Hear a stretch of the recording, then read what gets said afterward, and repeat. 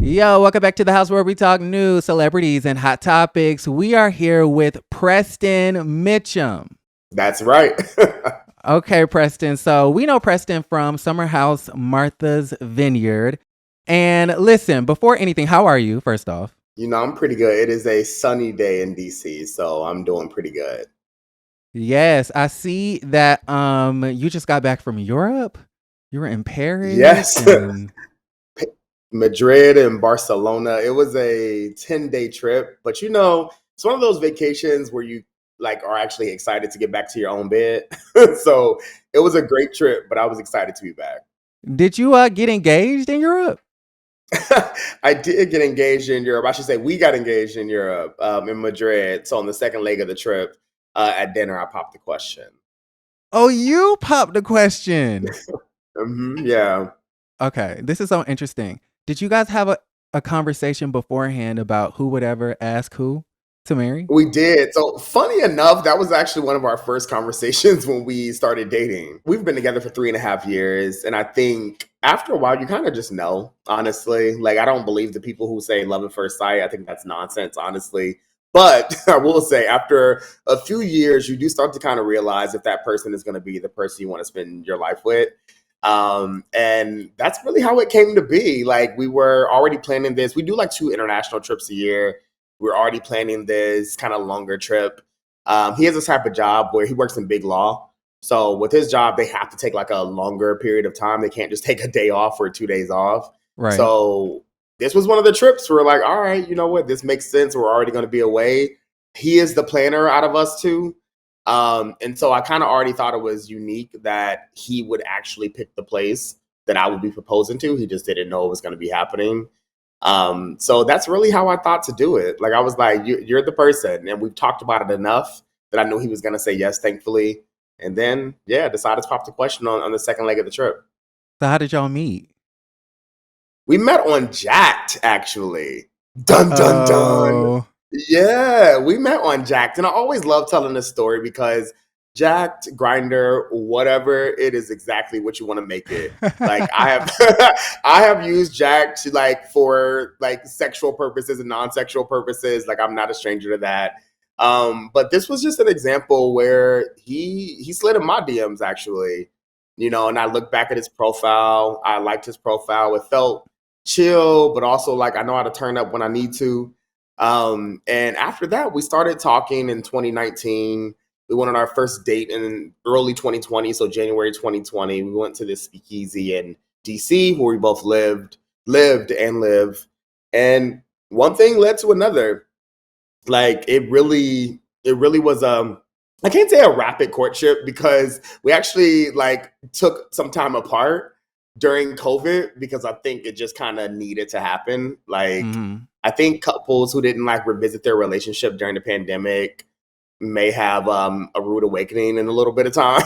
But, we really started to revisit if it made sense, if we genuinely liked each other, because, during COVID, you couldn't really date other people. Hang out you like kind that, of were. Right. You couldn't. And so we really had a very specific come to Jesus moment around whether we should spend some time apart. We spent a couple months apart. And then we saw each other out randomly and connected again. And, the rest is history. Got you. Okay, so I saw that you tweeted. You said, congratulations, by the way. I think that's dope. That you can find love on apps. I have not been successful onto the apps. I never had Jack'd or anything, but I did have Tinder for a while. And it just never, it was such a waste of time. So I was like, yeah, I'm going to, delete the Tinder. And Instagram is kind of like my dating app. But I'm so happy that you found success.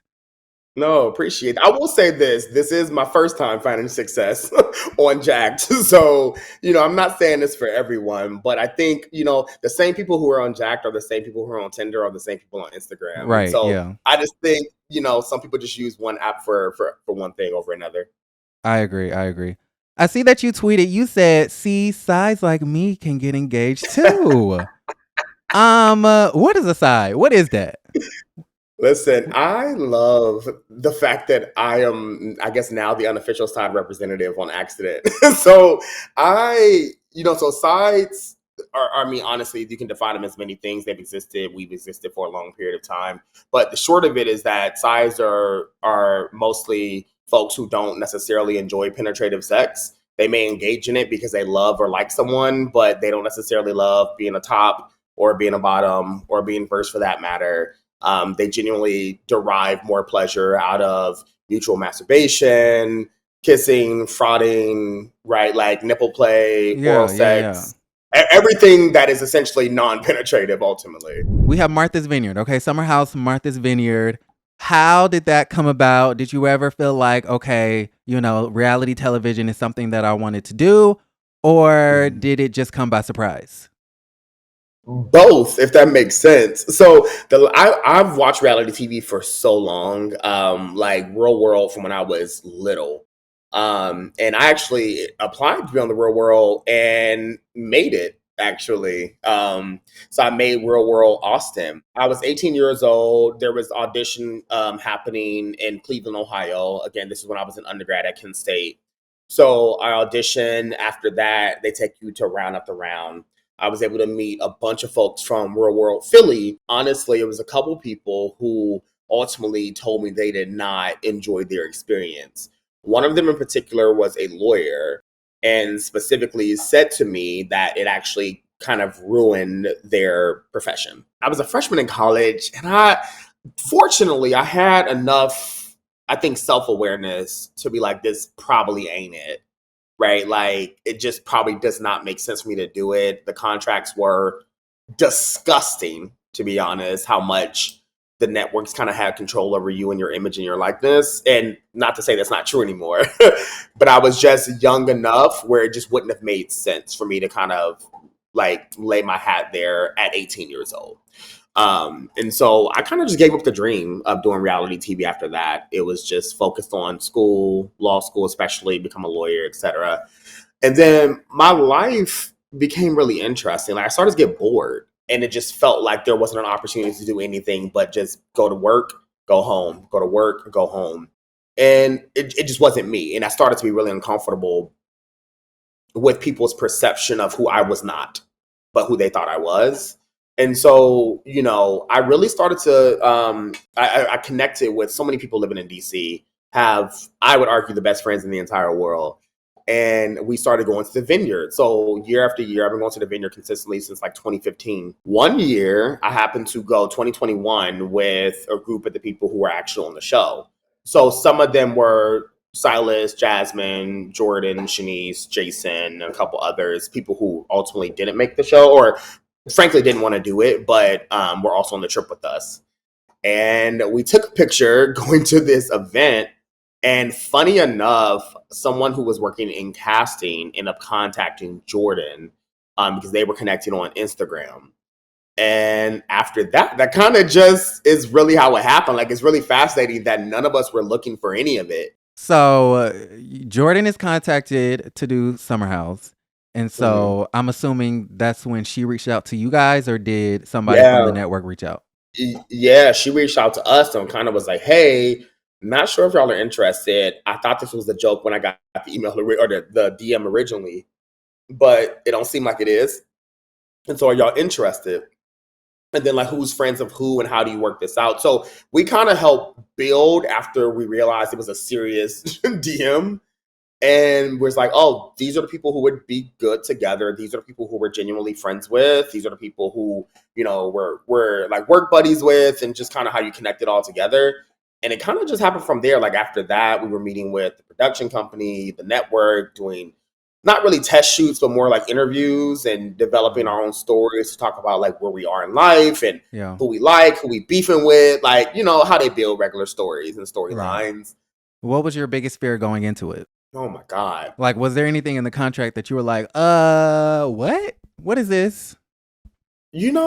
Or this might not be worth it, or I need more money. Was there anything that was like, I don't know? Always more coins. Please give us more coins. Always. You know what? I think if anything, my biggest fear, so I think I had two. One was that, I always look for royalties and royalty agreements within contracts. And so it's like, how many times something is played in 20 years, will I see any money from that? And that's just not really common in reality TV contracts. So I think that is something, to me, that was a hesitation.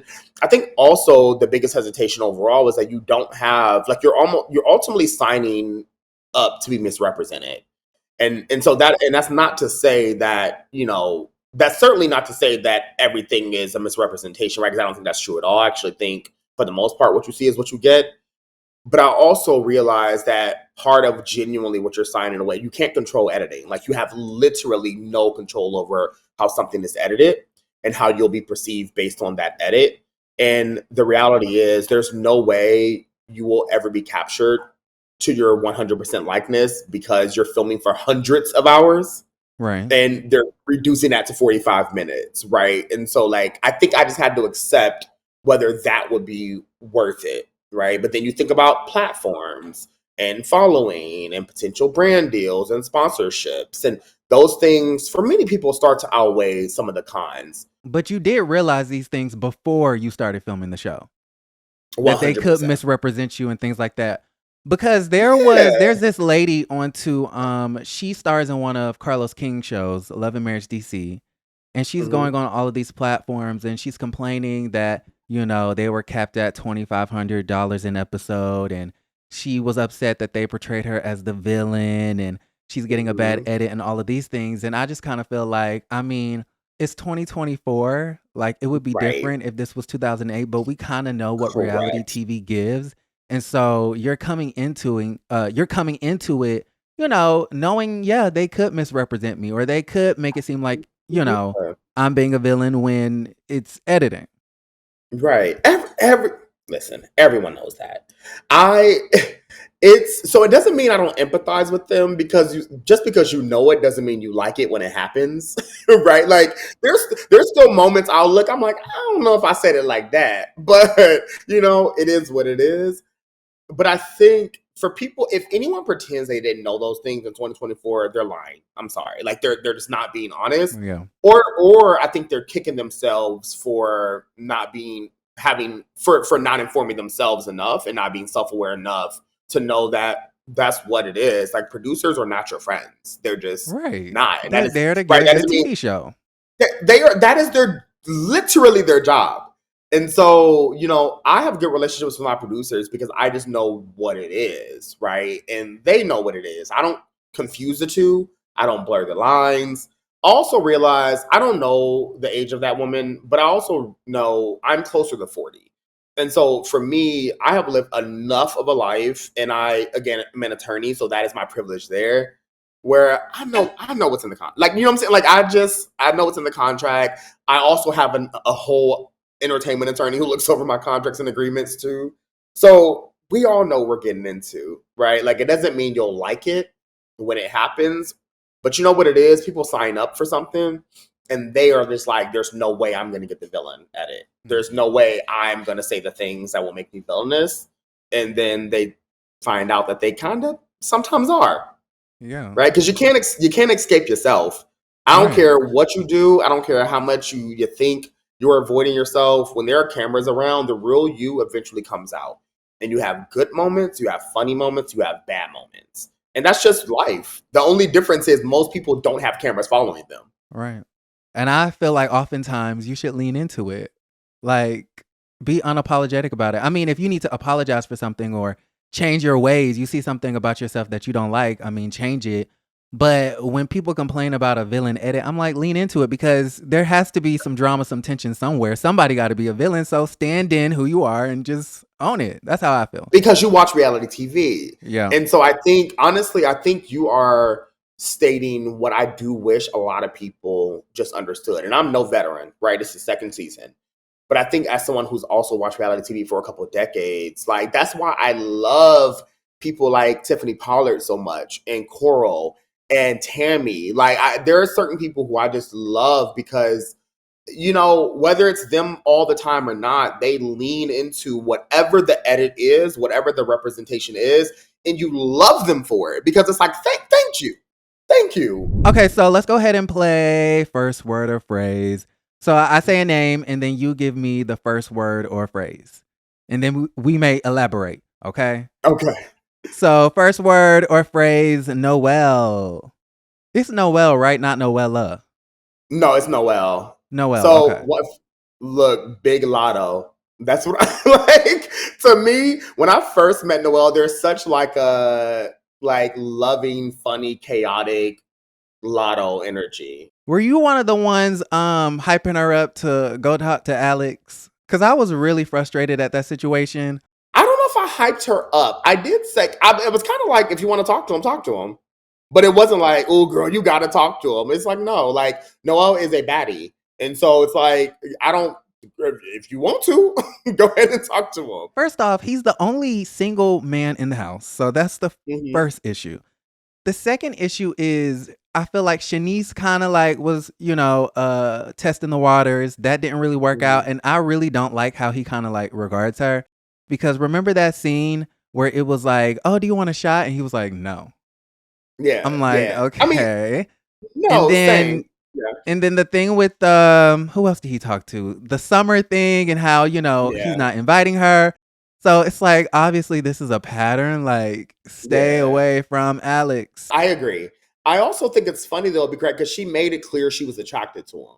So for me, it's like people are gonna do what they want to do.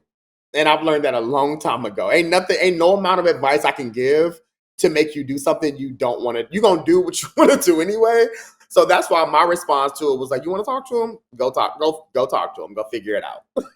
In fact, when we were out at the club that one night, I had actually went over to Alex because I'm just like, hey, Noelle's gonna come talk to you. Like, because at that point, she had already made up in her mind. She was like, I need to talk because she had saw him flirting and she was upset by it.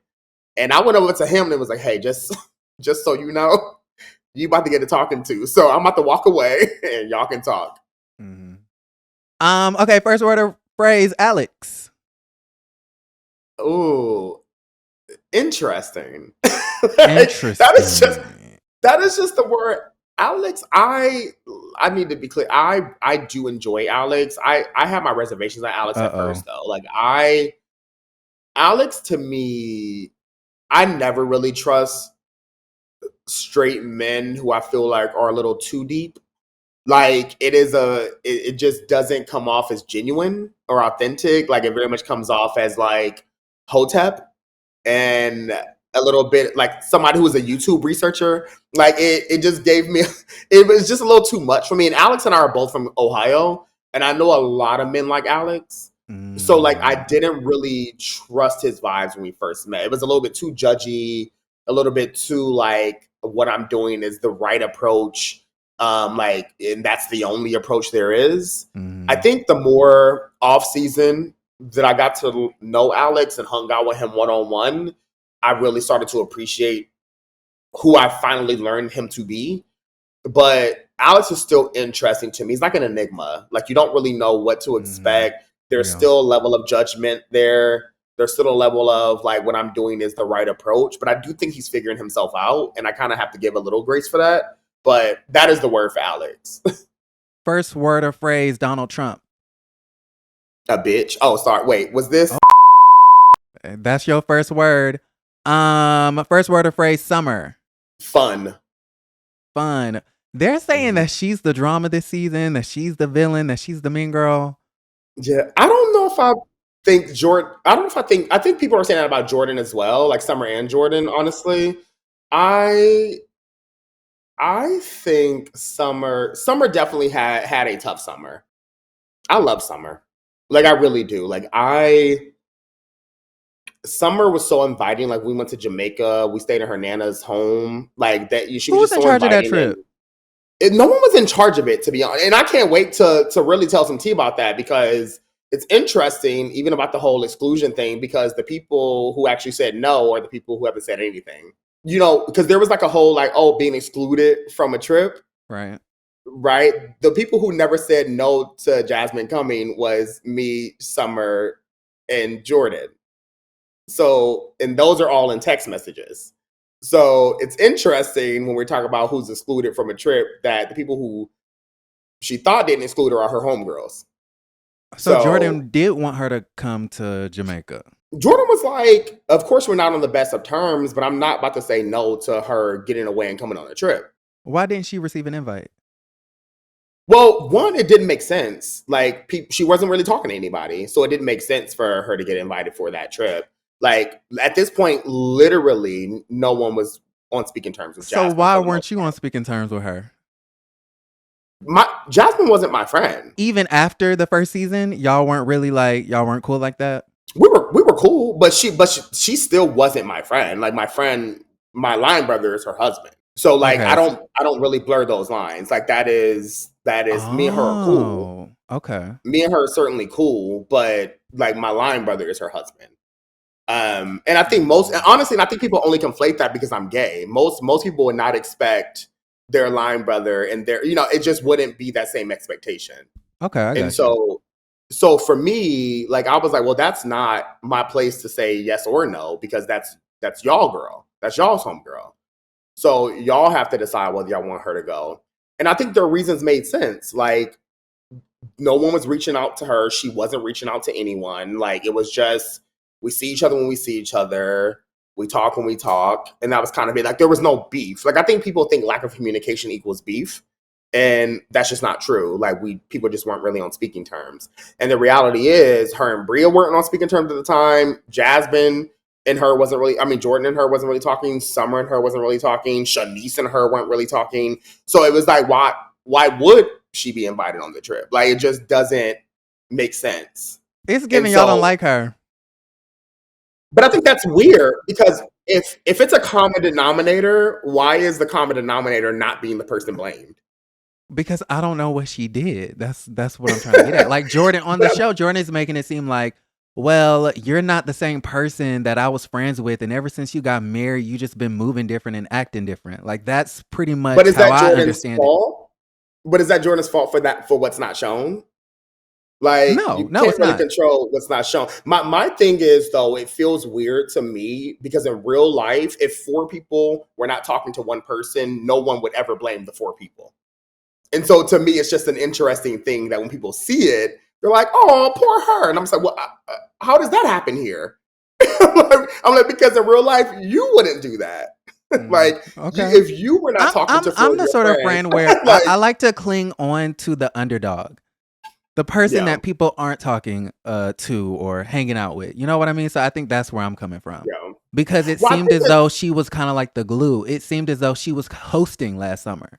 That's the vibe I yeah. got. I don't know how it But really was, but But I also wonder that too, right? Because I think for many instances, even if someone is, as you say, like the host, when people are introduced to their friends, that doesn't mean that other friendships are not going to blossom and right, form. yeah. And so I'm not going to reject the opportunity to be friends with someone if I think we have more in common or connection just because you are the host. To me, that doesn't make sense.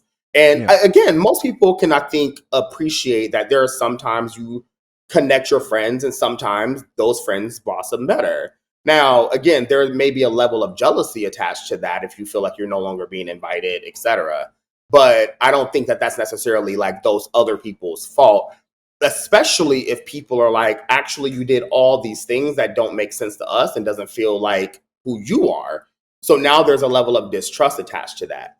But all I know is, like, no one, the people who she may have thought said no, ain't those people. Okay, first word of phrase, Jordan. Jordan, complicated. Okay.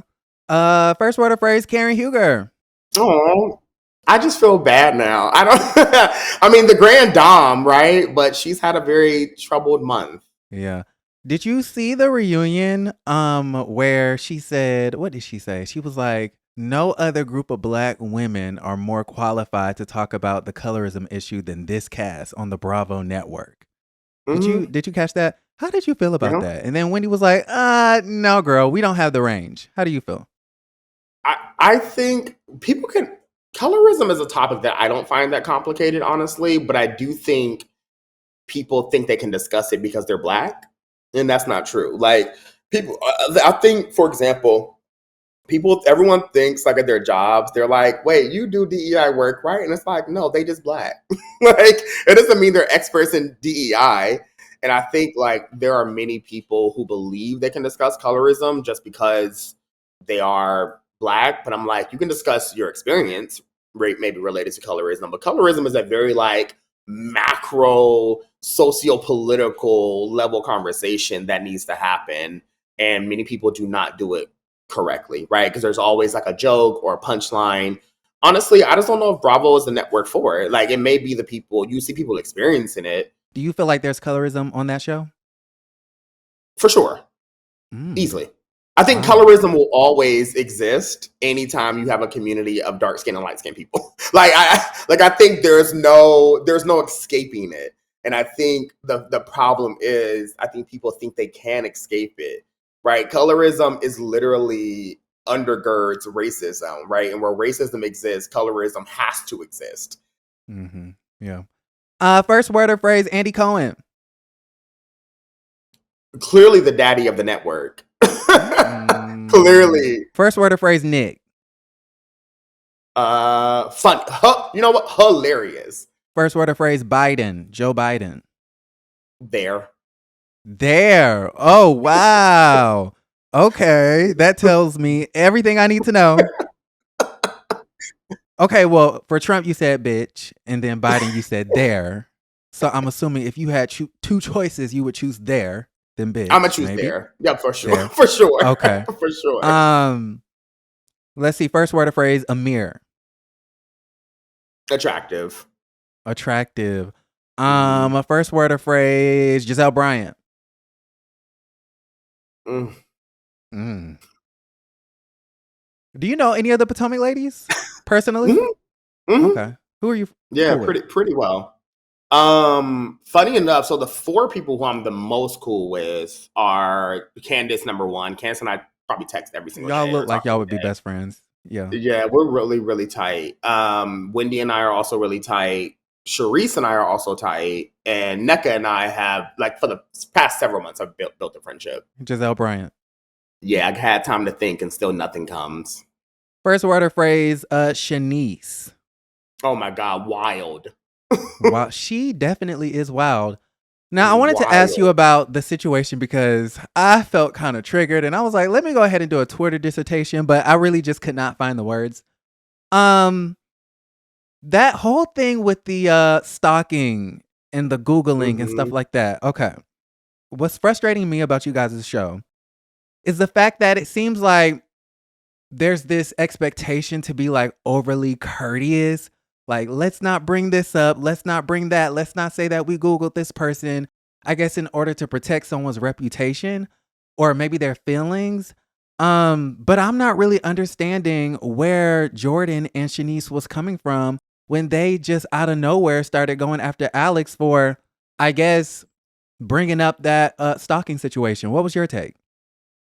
Yeah, I think this is what I think people, in my honest opinion, sometimes confuse reality TV from, sometimes I don't know what people actually want when they say they like reality TV. Because the truth is, we are actually friends. And so people ultimately say, like, you know, we hate when friendships fall apart on Bravo. And I'm like, then we realize there are some things that are lines that people don't want to cross. And so, and that either is respected or not respected. But if people don't want friendships to end, like they say they don't, then they either have to admit that they just want us to like honor what we've stated we don't want brought up, or be like, F it, let me just bring it all up and just admit that we're not going to be friends then. Okay, so question. Did she state that to you guys, that she does not want that to be discussed on the... So everybody knew this. Very okay, so I didn't know that. I didn't know that. Well, you wouldn't. Because I'm like, why not bring it up? But we all knew. We all knew she did not. Like, I mean, that is like, to me, there weren't many things that were clear. That was one of the things that was very clear. I will say though, to some defense of Alex, because enough people would defend a man, so I don't think he needs it. But I think to some defense, he did bring it up on like a camera down day. So in most reality TV filming, you at least have obviously some days that are camera down days. Obviously, though, because it's connected to a storyline, it was still used. So I think to me, things blur lines. Like for me, it's around, were you intending to cause harm? A lot of times. That doesn't mean you didn't just because you didn't intend it. But Right. I think I knew Alex didn't intend to cause harm. Obviously Shanice felt harmed by it. And but the reality is, like, also, I don't know how people expect Shanice to act, right? Like, that really is her real life. That really is her personal life. She is going through an ongoing court litigation. Like, so I also need people to chill on Shanice a little bit too in these instances, because it's like Alex is not impacted negatively in the situation at all. Shanice is the only person possibly being negatively, her real life being negatively impacted. And so people can either like reject and be like, oh, well, who cares? It's reality TV. I accept that. But it's also like, I don't need people to pretend that Alex somehow is like the victim here, because he's not the victim. Alex is certainly not the victim. I think Jordan, it was such a switch because Alex was trying to check in on her. Like, are you okay? Like, you're not being the I same. don't know if I believe that either, but No. they So don't what have is that that? The producer relationship. telling him to say They don't those have. things? They don't have that relationship. Like, I think Well, maybe well, he yeah. wants that relationship. Where do you think that? Where do you see that? If you're asking like, how are you? Like, what's going on? You seem quiet. Like, To me, to me, some things, I think this is where it gets difficult, because there are some things naturally that I know are kind of like ask these questions, and but because the reality is, if you don't have a good relationship with someone, why would the moment to check on someone be in front of a group? Like, and so it's just well, like, if you like, so it's like I'm because already she's sitting there not stank at trusting every this, dinner. That's why. but it's like I'm And already not trusting this it's the though. elephant in the room. This is like the second or third If dinner where someone Jordan is just else would sitting. ask that, maybe. If Jasmine would have even asked that, maybe. If I would have asked that, maybe. If Shanice would have asked that. But for the person who you do not have a good relationship with to ask that at a dinner, to me, already, like, I would not be surprised by anyone turning their nose up at that. I think people want to find grace in Alex, and it's easier sometimes to find that grace for Alex than a Jordan. But I don't think in real life people would appreciate someone who they do not have a good relationship with bringing up something in front of a group. I don't for a second foresee that. Yeah. So overall, how was how do you feel about your experience onto the show? Like, I'm assuming you're Ooh, liking it. Like, you're the meme queen. yeah. You're all over Twitter and those things. How are you feeling? So I thought so long and hard about doing this. That I can't lie. I'm just grateful. Like, I realize this doesn't have to be my story, and it is. And, maybe I'll be able to be blessed to tell my full story one day, but my life, one day I'm going to get over not being emotional when I discuss. My life has been really, really, really hard. And there's something, sorry, I'm like trying to figure this out. There's something there where I have just been picked to be blessed to be able to represent communities that usually don't get representation, and I'm just honored, right? And so even on the episodes that I hate to look at, I'm just like, it's still there, right? And I'm still able to actually look at it, see myself, clarify, even in interviews like this or great podcasts like this. And not everyone gets the chance to tell their story and then to correct their story. So I love it. I love it. I don't know how long it'll be, but for what it is right now, I'm a ride it. I'm going to ride this wave. Is there anything that you would like the show to showcase about you, or do you feel like audiences are missing a part of you on the show? I think collectively the audience really overall likes me. I think they're also confused by me. And I think part of that is, what I mean by that is, like, season one, right? Like, I was certainly, I shouldn't say a side character, because I don't think that's fair. I think I was so busy. Like, I was genuinely working a lot when we were taping. And so some of the big moments I wasn't there for. Right. Or at least I would come in at the end, and people would. So it was easy to kind of try to put me in the middle of a lot of stuff because I wasn't there. So they'd be like, "Well, this happened, Preston, and this. So tell me your opinions on this." So it was easier to be like the voice of reason, if you will. I think season two, I'm still, maybe unfortunately, sometimes still used as that buffer, as this person that people share their Everybody's stories to and friend. tell. Yeah, You're the but I'm everybody's also friend character right. archetype that they gave you. Right.